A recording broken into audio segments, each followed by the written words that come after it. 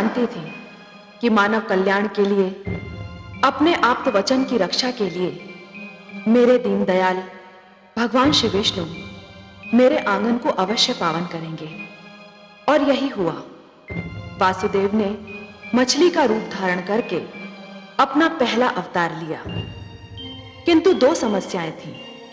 पहली ये कि ब्रह्मा के परामर्श पर भगवान शिव ने धरती को जलमग्न करने का निर्णय कर लिया, और दूसरी ये कि ब्रह्मा पुत्र मनु ने मानव की रक्षा की ठान ली थी। मनु वृद्ध हो चुके थे, पर उनके मन में मानव कल्याण की रक्षा की इच्छा अब भी प्रबल थी। उन्होंने आमरण व्रत कर रखा था। उनकी पत्नी शत्रुपा को ब्रह्मा का आशीर्वाद था कि समय उनके यौवन को कभी प्रभावित नहीं करेगा। वो अब भी युवती थी, किंतु एक सती की भांति अपने पति की सेवा में तत्पर थी।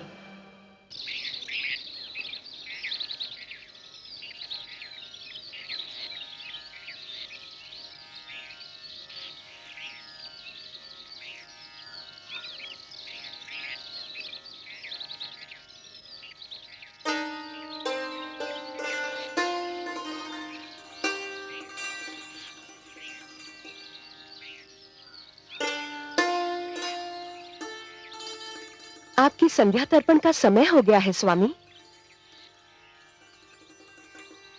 क्षमा कीजिए, मैंने आपका ध्यान तोड़ दिया। तोड़ने का कार्य तो तुमने कभी किया ही नहीं देवी। तुमने तो जब किया जोड़ने का ही कार्य किया। पहले पहले मेरे जीवन में आकर मेरे बिखरे अस्तित्व को जोड़ा,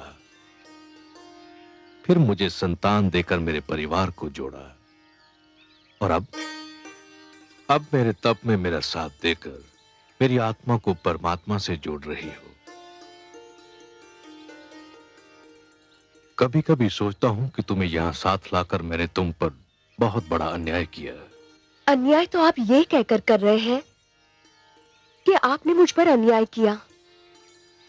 जीवन का ऐसा कौन सा सुख है जो मुझे आपसे नहीं मिला?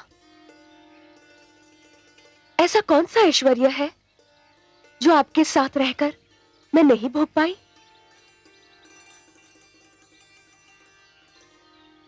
मैं बहुत ही स्वार्थी कहलाती यदि मैं आपसे केवल सुख पाती रहती, आपके दुख और आपके कष्ट की भागीदार न बनती। पिता श्री ब्रह्मा ने हमको उत्पन्न करते समय भी तो यही कहा था कि हम दो शरीर किंतु एक प्राण है। आप वृक्ष हैं स्वामी, और मैं अमरलता। आपके सहारे के बिना तो मैं खड़ी भी नहीं रह सकती। तुमने जिस प्रकार सतीत्व के धर्म का पालन किया है, उसी से प्रसन्न होकर पिता श्री ब्रह्मा ने तुमको वरदान दिया कि तुम सदैव वैसी की वैसी रहोगी जैसी पिता श्री ने तुम्हें उत्पन्न किया था। तुम्हारी आयु आती जाती ऋतुओं और बीते समय से कदापि प्रभावित नहीं होगी। आपके मुख पर आपकी तपस्या, आपके निश्चय और आपकी कल्याणकारी प्रवृत्ति का तेज है स्वामी। मानव जाति के कल्याण के लिए आप आमरण व्रत कर रहे हैं। मानव जाति को बचाने के लिए आप तपस्या कर रहे हैं स्वामी। तुम भी तो मेरी भांति केवल जल का सेवन कर रही हो देवी। तुमने ये व्रत क्यों रखा है? मैं अपने सुहाग की रक्षा के लिए व्रत कर रही हूं। अब उठिए, सूर्यास्त का समय हो गया है।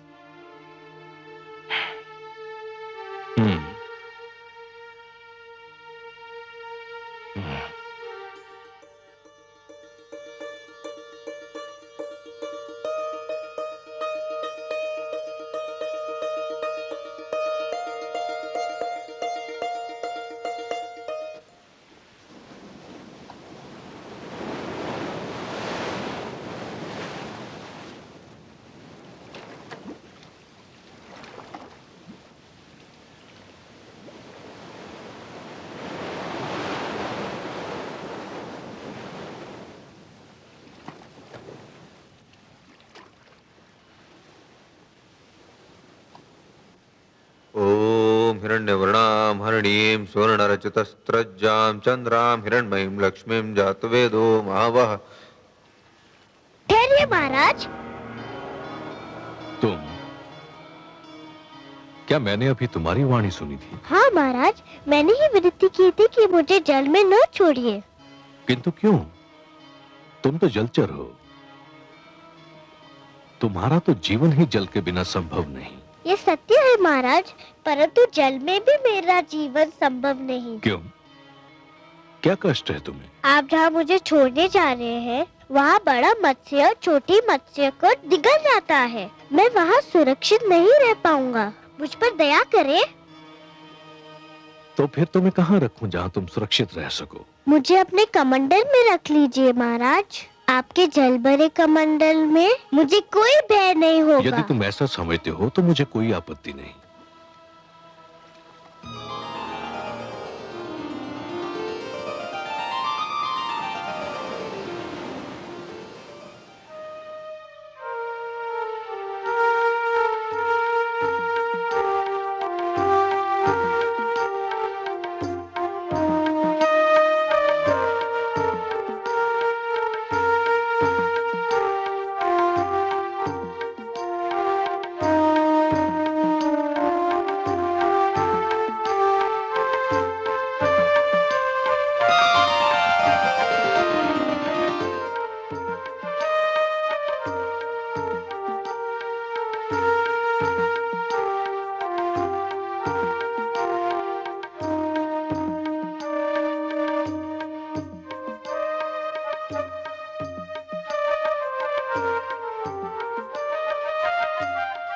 नहीं देवी नहीं, जल मत फेंकना। क्यों स्वामी?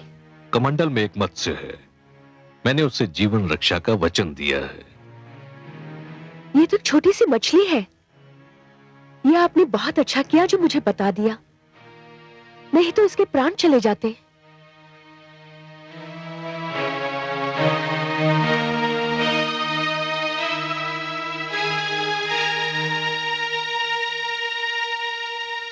आइए स्वामी, विश्राम करते हैं।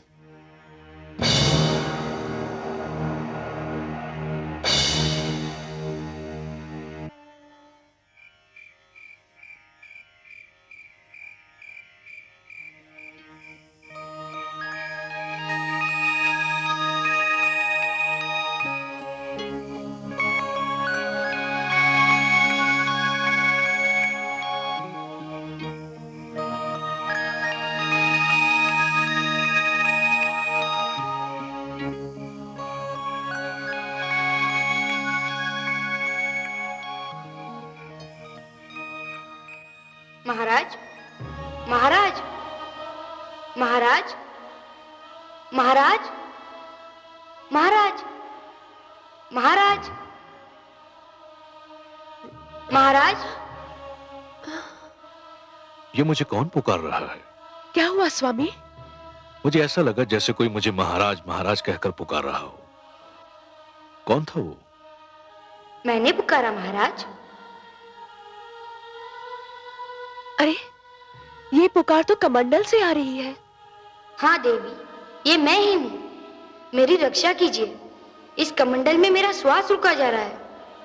मुझे यहाँ से निकालिए महाराज।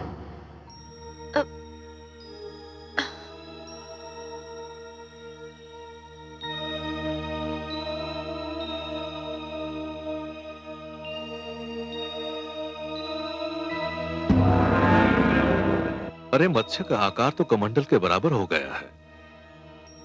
मुझे अनुमान नहीं था कि कोई जलचर एक ही रात्रि में इतना बड़ा हो जाता है। इस कमंडल में तो इसका श्वास घुट जाएगा। मैं इसे बाहर के जलाशय में छोड़ आता हूं, इसे वहां चैन मिल जाएगा।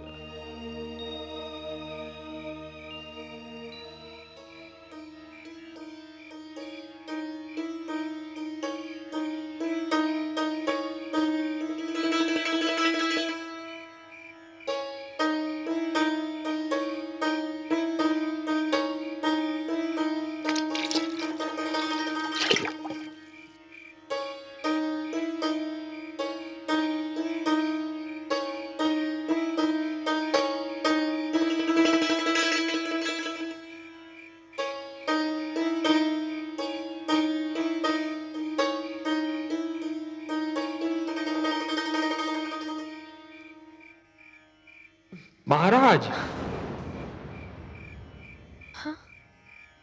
महाराज,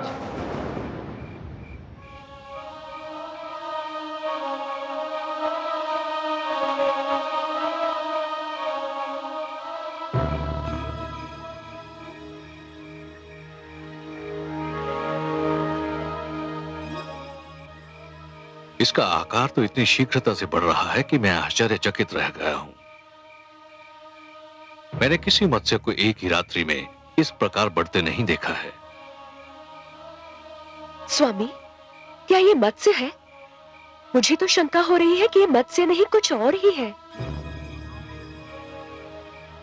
अरे कुछ नहीं है देवी, संसार में ऐसे चमत्कार तो होते ही रहते हैं।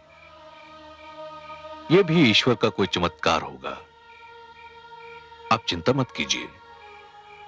तो अब आप इसे कहां ले जाएंगे? इसका आकार इतनी शीघ्रता से बढ़ रहा है कि सागर के अतिरिक्त इसका कोई स्थान नहीं हो सकता।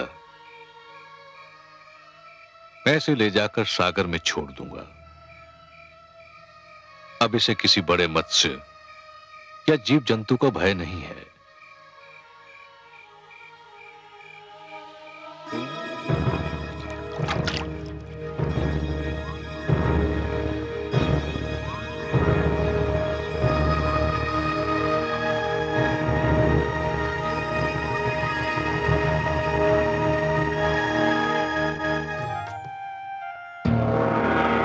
नारायण नारायण।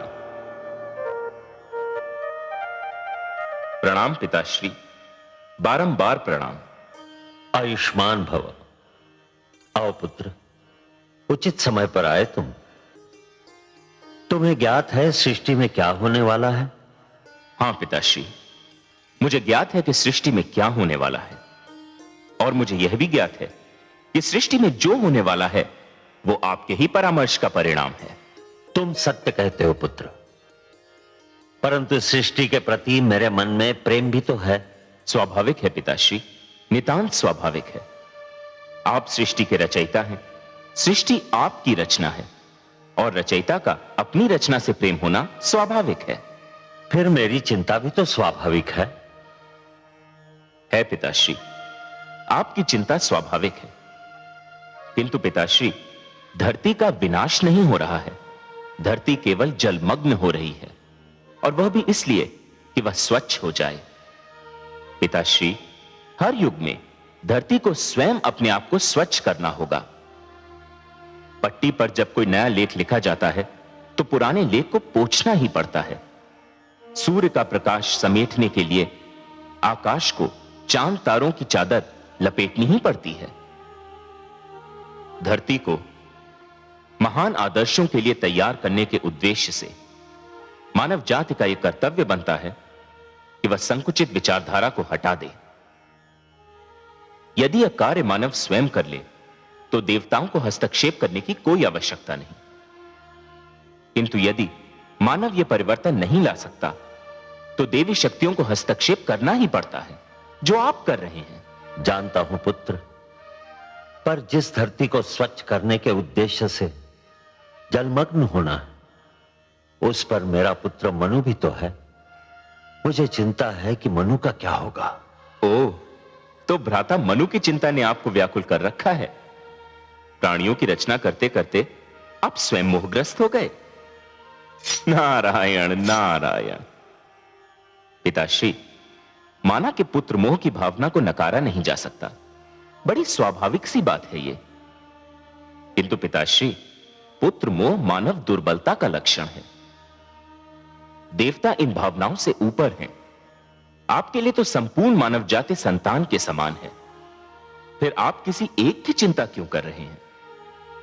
आपने भगवान शिव को जल प्लावन करने का परामर्श देकर अपना कर्तव्य निभाया। भगवान शिव आपका परामर्श मानकर अपना धर्म निभा रहे हैं।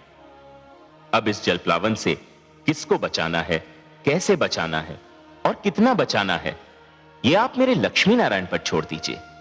पालन करता तो वही हैं। धन्य हो पुत्र, धन्य हो। तुम्हारी तर्क संगत बातों ने मेरे मन का बोझ हल्का कर दिया।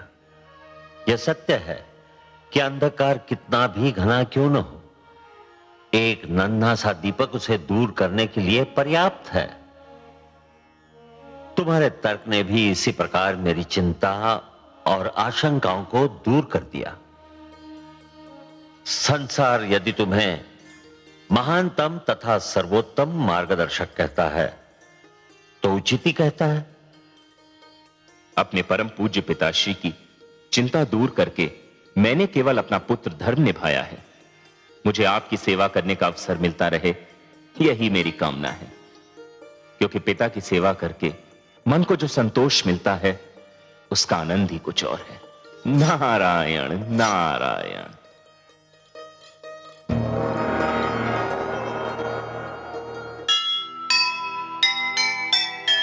अपना धर्म निभाइए, ममता से मुख मोड़, नारायण के हाथ है जग रक्षा की डोर। चिंता मुक्त हुए पिता, ज्ञानी का सुन ज्ञान। नारद जैसे पुत्र पर क्यों न करे अभिमान, क्यों न करे अभिमान।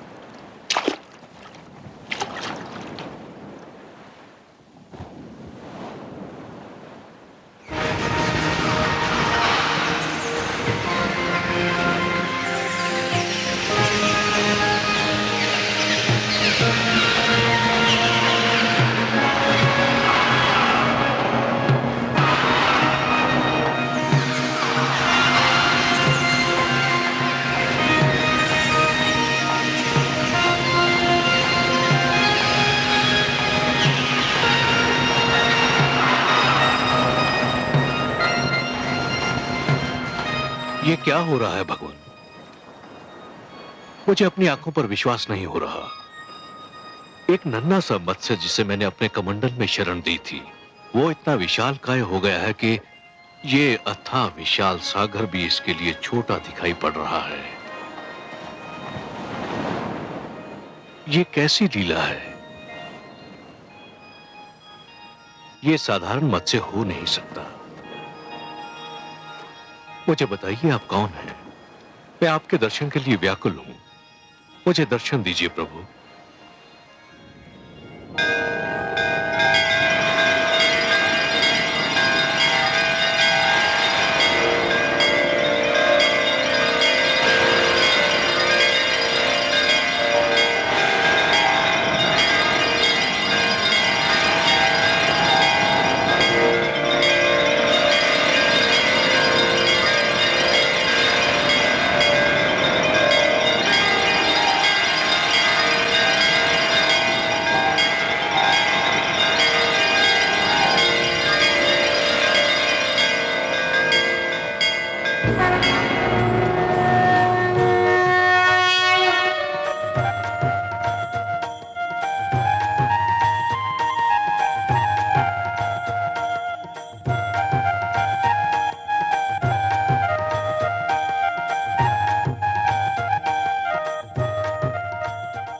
भगवान आप? हे जगदीश्वर, हे जनार्दन, हे सर्वेश्वर, ये आप हैं प्रभु। मेरे सौभाग्यशाली नेत्रों को आपके दर्शन हो रहे हैं। हाँ मनु, ये मैं ही हूं। आपके अतिरिक्त और कौन हो सकता था हे पद्मनाभ? ये लीला तो केवल आप ही दिखा सकते हैं कि सिमटे तो मानव की अंजुरी में समा जाएं और फैलें तो धरती और आकाश को भी ढक लें। आप मेरी अंजुरी में ठहरे मेरी कुटिया में रहे। मैं किन शब्दों में आपको धन्यवाद दूं? हे सर्वश्रेष्ठ, आप महान हैं। मैं अपने भाग्य पर जितना भी गर्व करूं कम है। आपको कोटि कोटि प्रणाम हे लक्ष्मी नारायण।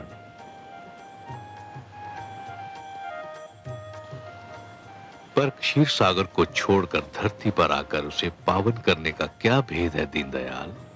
हे मनु, मानव कल्याण की जिस चिंता के कारण तुमने आमरण व्रत कर रखा है, उसी चिंता ने मुझे भी पृथ्वी पर आने के लिए विवश कर दिया। अब मेरी बात ध्यान से सुनो। आपकी मधुर वाणी सुनने के लिए मैं सिर से पांव तक कान बना हुआ हूं प्रभु। ब्रह्मा के परामर्श पर भगवान शिव इस धरती को स्वच्छ करना चाहते हैं। उन्होंने धरती को जलमग्न करने का निर्णय कर लिया है। आने वाली अमावस्या को आकाश से ऐसा वज्रपात होगा कि कानों को ध्वनि सुनाई नहीं देगी। ऐसी वर्षा होगी मनु कि मानो लगेगा कि आकाश में छेद हो गया। जल का एक रेला आएगा और यह धरती गहरे जल में डूब जाएगी। मैं तुम्हें डूबने से बचाना चाहता हूं मनु। मैं आपकी कृपा और अनुकंपा को कैसे धन्यवाद दूं? परंतु हे जगदीश्वर, जब समस्त धरती ही डूब जाएगी, मानव जाति ही नष्ट हो जाएगी, तो मैं अकेला बचकर क्या करूंगा? हे मनु, जीवन मानव से महानतर है। मानव को मृत्यु आ सकती है, परंतु जीवन कभी नहीं मरता। जिस प्रकार एक डाली से एक पुष्प टूटता है, परंतु वहीं से दूसरा पुष्प भी फूटता है, उसी प्रकार जहां एक जीवन का अंत होता है, वहीं पर दूसरा जीवन प्रारंभ होता है। एक पीढ़ी चली जाती है, परंतु वहीं दूसरी पीढ़ी पहली पीढ़ी के स्थान को रिक्त नहीं रहने देती। यही जीवन की परंपरा है। तुम इसी परंपरा को अक्षुण्ण रखोगे, तुम इसी परंपरा को जीवित रखोगे। यही मेरा उद्देश्य है। आपके आदेश का पालन तो मेरा परम धर्म है प्रभु।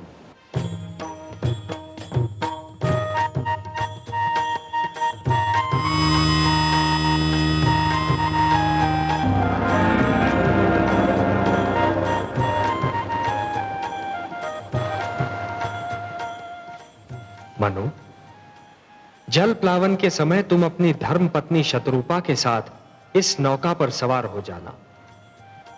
अपने अतिरिक्त इस नौका पर समस्त पशु पक्षियों का एक एक जोड़ा और उन सारे पौधों के बीज भी रख लेना जिन्हें तुम आवश्यक समझते हो। मैं मत्स्य के रूप में आऊंगा। तुम इस नौका को मेरे सींग से बांध देना। मैं तुम्हारी नौका को सुमेरु पर्वत पर ले जाऊंगा, जहां पहुंचकर तुम्हें एक नवीन जीवन का निर्माण करना होगा, एक नए मानव को जन्म देना होगा। जो आदेश प्रभु। मैं आपके आदेश का अक्षरशः पालन करूंगा।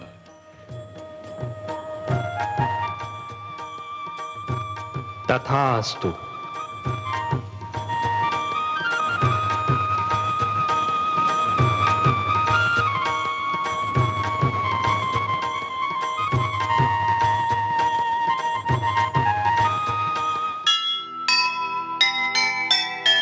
होते हैं संसार के संकट में जब प्राण, तब तब आते हैं प्रभु करने को कल्याण।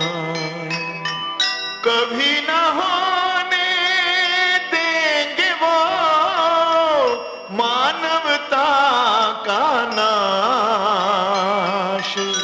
संकट मोचन है वही, है सबको विश्वास,